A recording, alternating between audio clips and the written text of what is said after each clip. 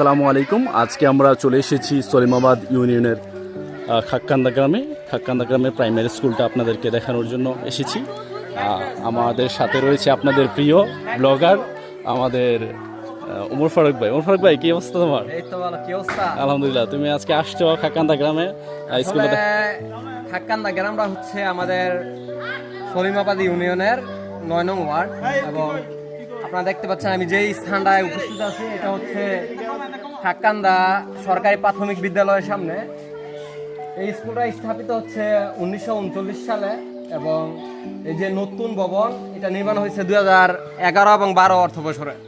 আসলে খুবই সুন্দর মনোরম পরিবেশ এবং আমরা যারা গ্রাম অঞ্চলে বসবাস করি তাদের জন্য খেলাধুলার জায়গার আলহামদুলিল্লাহ অভাব নাই।